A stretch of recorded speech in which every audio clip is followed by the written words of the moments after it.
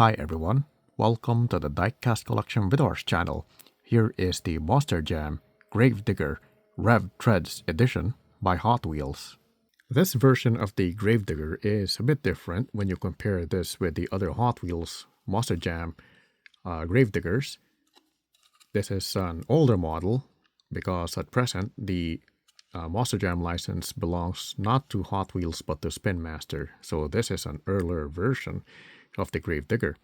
I remember buying this with my brother at a Toys R Us store, and because it looks interesting, I like interesting diecast models, although this is not strictly diecast, because when we say diecast, it's made with somewhat metal and then plastic, but this is all plastic from the body, the middle, and the base as well, if you can see the difference.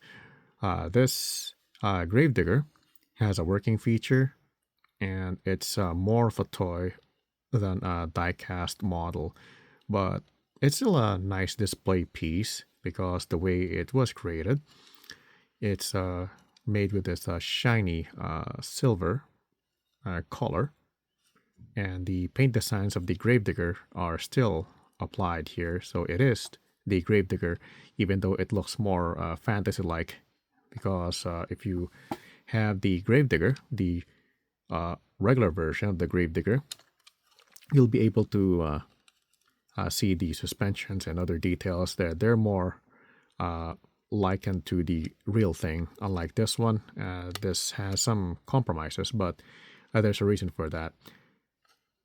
Let's take a look at the Rev Tredz version of the Gravedigger, starting in the front.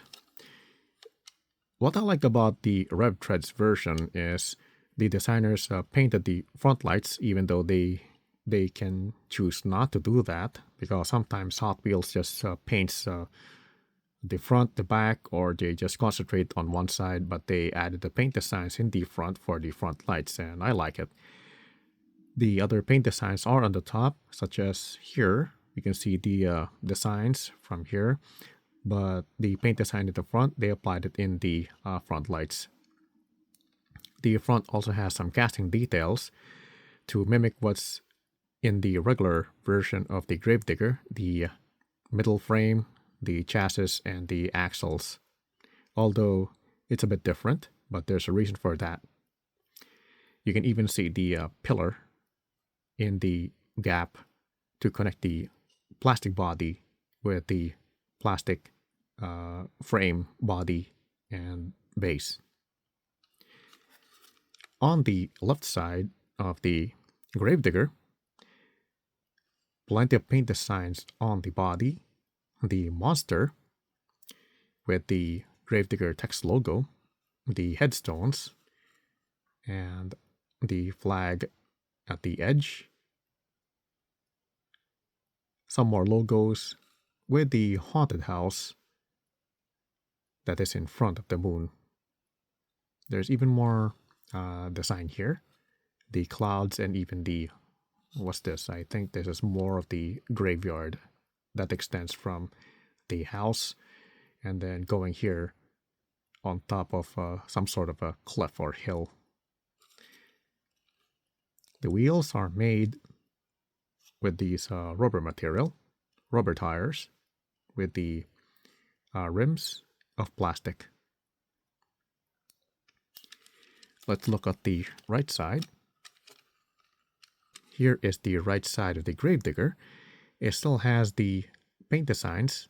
It is very identical. Same paint designs, except it is mirrored. For example, the moon house is on the right side this time, unlike on the left side, it is on the left. But the same paint details are in here.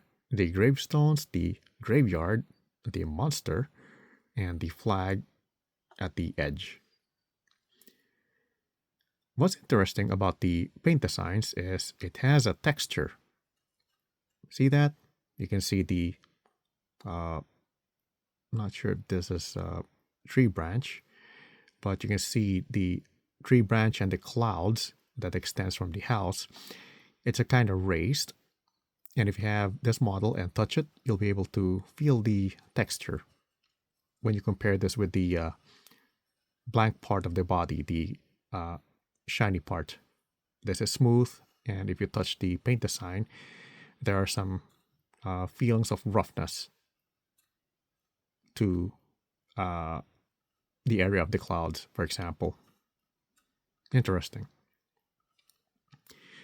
Looking here, the middle, that is the frame, is whole and closed, unlike the other gravediggers in the diecast model version. There's a reason for that, but the designers placed the details to represent the missing details from the diecast model version, such as the suspension. It's a casting detail. The frame, rivets, and other details to diecast model version of the gravedigger. Here, same set of wheels and tires. And from here, you can see there's a gap. You can see how the body is resting on top of the middle and base, the green part. Let's take a look at the back. Forgive me for the shininess, I'm just going to turn it here. It's very shiny. Nothing here. It's all shiny chrome body. And looking here at the bottom, some more details to represent what's in the diecast model version in this version, such as the axle, the suspension, and the frame as well. The axle's very large, but there's a reason for that we're gonna check out later. Let's take a look at the top. Here is the full top of the gravedigger. The paint designs starts from the front, the ghost fire, and the paint striping that continues to the roof, the name of the character of this truck, Gravedigger, the Gravedigger mascot, and you can see here how old the model is. 4-time champion, bad to the bone. I don't recall the number of time champion in the present Gravedigger, but this one is a 4-time champion from 2016, I suppose, or 2017, so it's kind of outdated, but it's still nice. Let's take a look at the base. Here is the base. You can see that it's rather blocky as opposed to the regular diecast version, because in the regular diecast version you can see the frame that is separating the axle, but all of these details are casting details. You can see the center axle from here in the center with a hole, because this is the one that connects the model into the box, so to keep it secure in the packaging. And this is also the axles, rather large. From here, you can see that there's a gap on the window. I'm going to put my finger here. You can see when I place my finger on the window, the light seems to go off.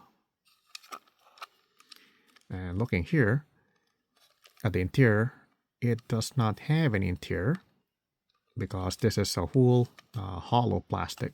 I can even bend it a little bit. They designed the model to be like this. Very very hollow plastic with no interior. The window here on the doors appear to be separate. As you can see, the light is going off, but when I do that in the front windshield, it does not go off. I guess that's the design for this model. Now, why the model has been called Rev Tredz?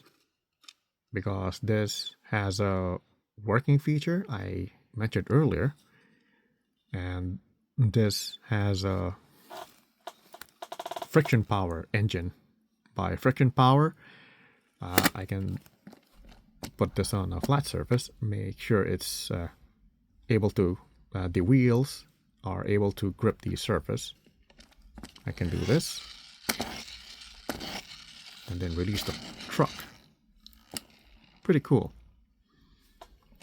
And if you charge it with enough energy, it can do stunts. But I don't want to charge it too much in the video because I'm pretty sure the Gravedigger truck will run all over the place with the charge energy. This is also able to move backwards if you charge it in reverse. And you can role play it as if it's gonna do preparation for a stunt, and then charge it again in the front and have the Gravedigger do the stunt, such as the forward tumbling that we usually see in the videos. Or if you're able to see this before on live show, that's pretty cool. You'll be able to do the stunt with some practice. A nice display piece. You saw that it's very shiny. You can see the dirt. I displayed this before in my display case and on my desk, and the dirt seems to be standing out, but it's okay. Even the tires shows the dirt. The model is already not being made because Hot Wheels does not have the Monster Jam license. If you plan to start your collection of the Rev Tredz, and I saw on the wiki that the series started early, in the early 2000s, then I strongly suggest you look for the models at the secondary market. This one is not on stores, so you have to check online to build your collection of their Rev Tredz. Pretty cool. It's not too small, not 1/64, a bit larger, but smaller than a 1/24 scale model of the Monster Jam series, when this was still Hot Wheels exclusive, the Rev Tredz. This ends my video art on the Monster Jam Gravedigger Rev Tredz edition by Hot Wheels. Thanks for watching, enjoy your collection, and see you with the next model.